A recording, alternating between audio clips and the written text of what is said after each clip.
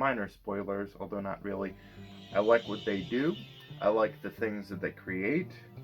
They've got a really great bottle design.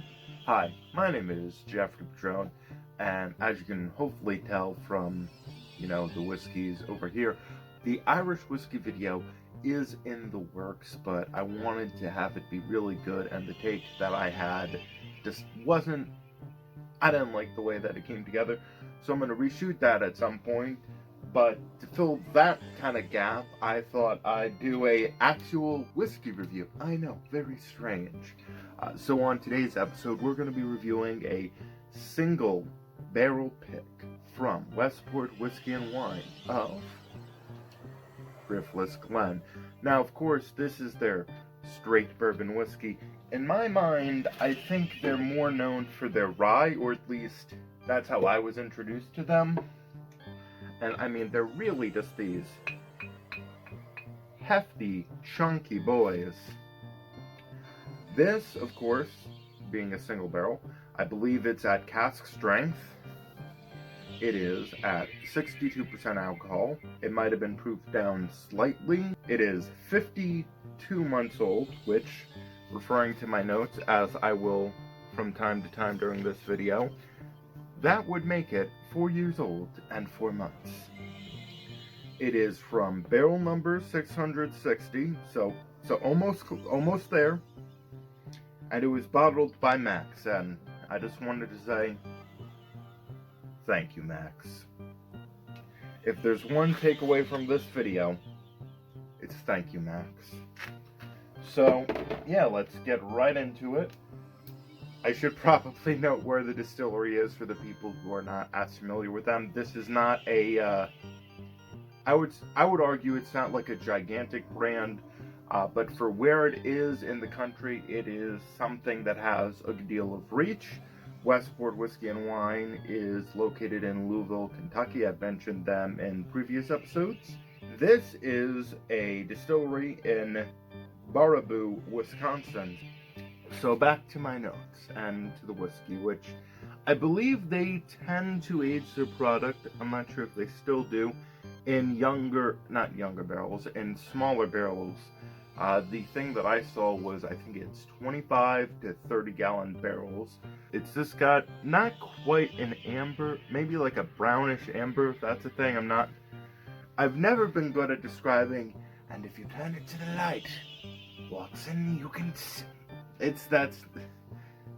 Color is really one of because everyone perceives color differently, and that is one of the most obvious ways in how this whole thing is subjective from top to bottom.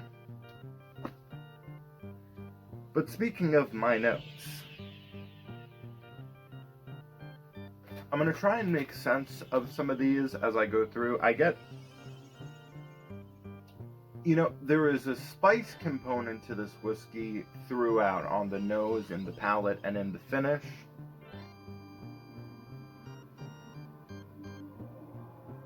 But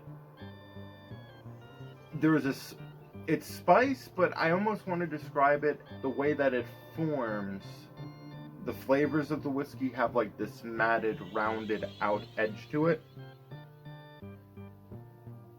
There's a lot of like sugar variety, like just sweet things that appear to me in the nose.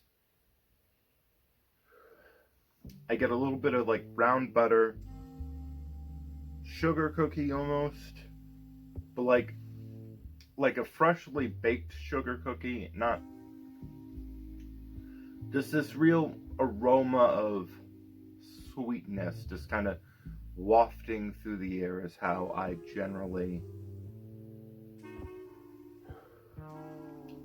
what I generally get from this whiskey.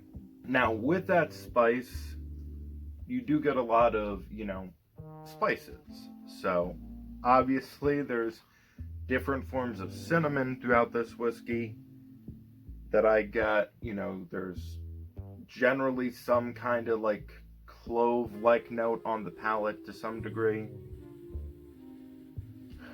I get almost like a cinnamon sugar kind of vibe on the nose as well. In my mind, I would almost describe it as The way it appears to me is a sugar cookie made with brown butter, but you can visually, you see the end product, but you do see brown butter in the picture as well, because it's a cookie. You're not going to necessarily go like, aha, brown butter. And it has like a coating of cinnamon sugar on top of it, like let's say it was just taken out of the oven. That's the scene that plays in my head as I smell this whiskey.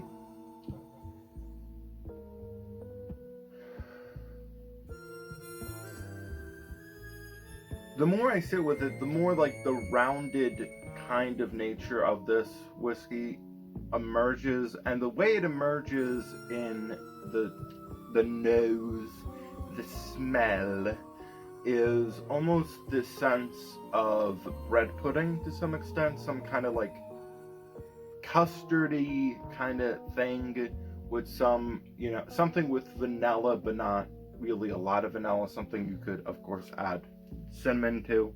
This smooth, velvety, just creamy thing.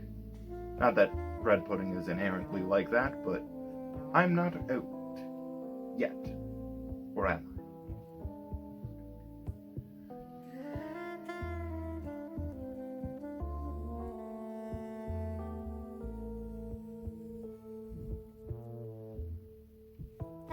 There is,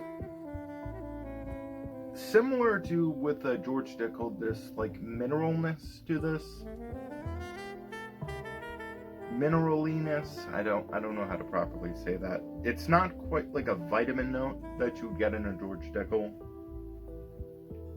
It doesn't quite have this on the nose, and it more so has it on the palate, but there's something about this whiskey that reminds me a lot of something on the lines of like a sarsaparilla, or like a birch beer, a root beer. Soda that is similar to cola, that is made with some kind of root element that is obviously going to be sweet, but it has another element to it.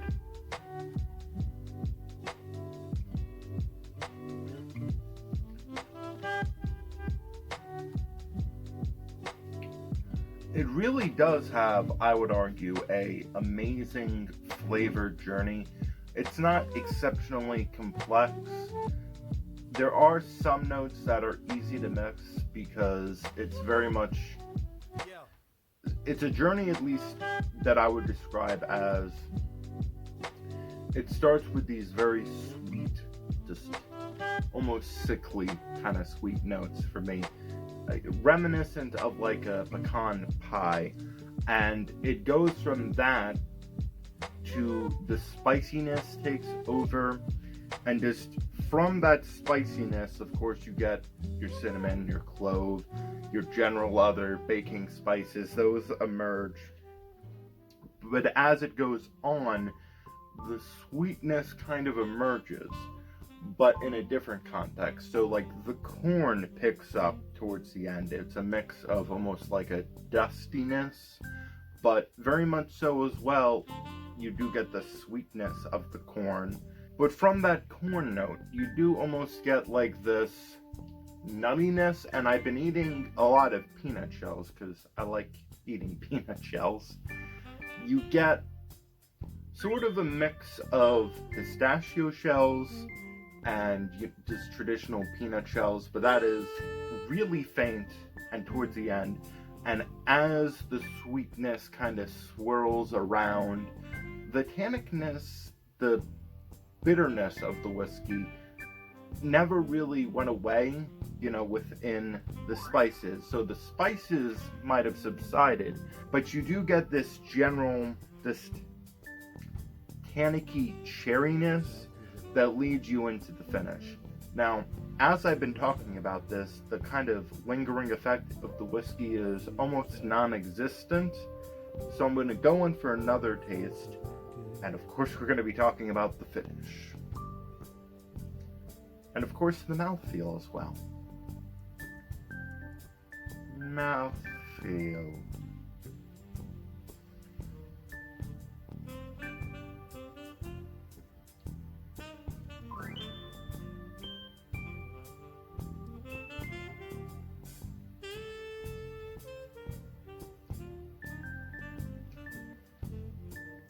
So from the beginning, you do get a little bit of like a rye spice.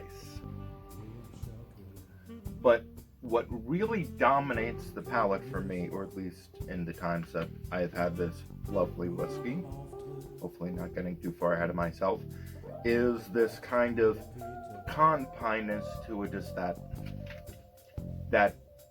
I don't know what to call it, but the sugary gel holding the pecans in the pecan pie, that just sickly sweet, just ooze.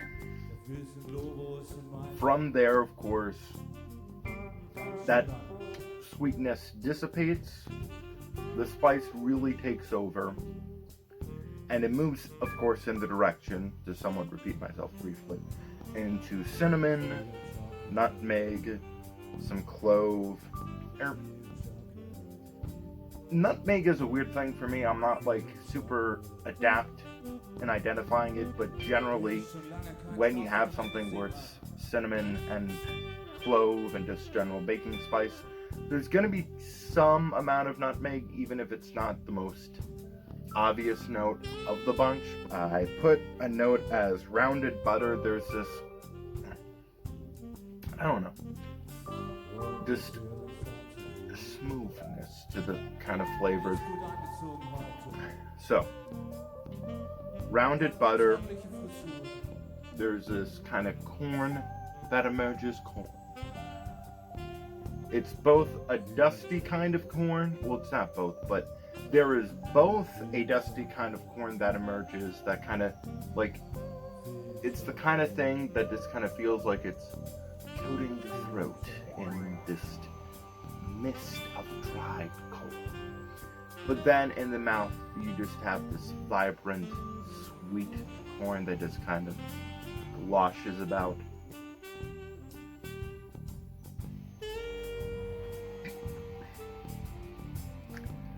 The nuttiness, of course, that the Nut Gang 2020.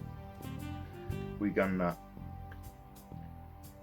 what it reminds me of is pistachio shells that you've had lingering in your mouth and then spat out, and then just like a bowl of pistachio shells that have just kind of stacked up with your spittle on it, because all my tasting notes have to be disturbing.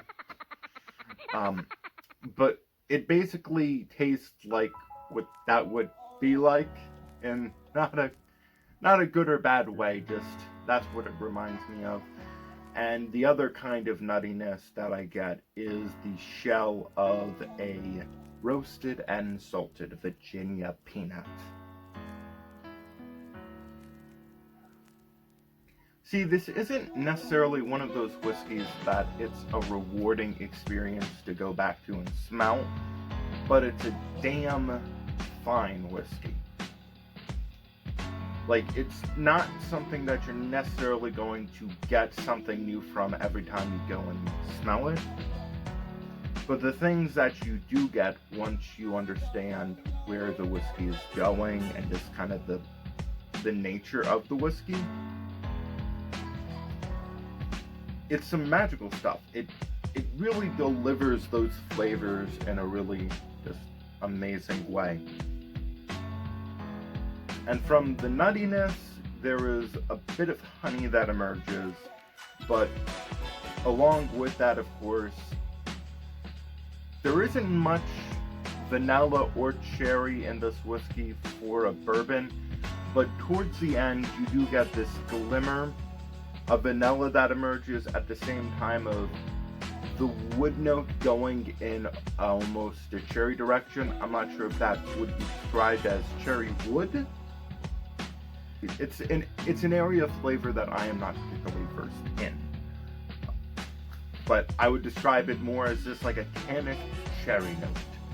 And from there it moves into the finish for me, which I would argue, I mean, you could almost say pretty much anything after the nuttiness is more of the finish, or at least the end palate. So the beginning palate, I would argue, is the con pie, cinnamon, clove, baking spice, and then the mid palate is, you know, more of that spice, more of these like tanniny kind of oakness that's going on.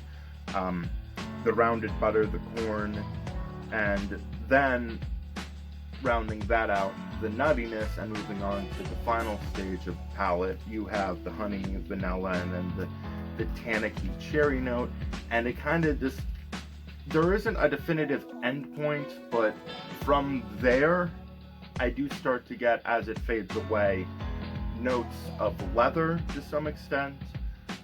More so, I do get those notes of oak that appear as pretty much all the other flavors subside. A hint, I would argue, of some kind of like higher percentage of cacao kind of chocolate, like a darker chocolate, but not. When I say dark chocolate, I don't have anything in mind with that. The finish is definitely, at least to me, more on the bitter side of things, but along with that, of course, you do have a bit of a custardy kind of note, that just velvety kind of almost butteriness that I can't really place, but that, for lack of a better word, smoothness to the whiskey that is present throughout, but without so much the sugar aspect of it, just the kind of softness of those flavors, continues into the finish, rides out. Of course, there's also a bit of like a rye spice going on, but that could just be my mental perception of relating this whiskey company with their rye whiskeys more than their bourbons. But I've been Jeffery Petrone. I really like this whiskey. If you can get a single barrel pick from Driftless Glen, or really anything that they put out, I've heard good things about their young rye. I've heard good things about what they put out. Let me know what you thought of it in the comment section below. I'll try and not fill this video with as much music, although knowing me, I'm gonna try. But it reminds me of something to the something. I've been having so many peanuts that my mouth is just immediately drying out.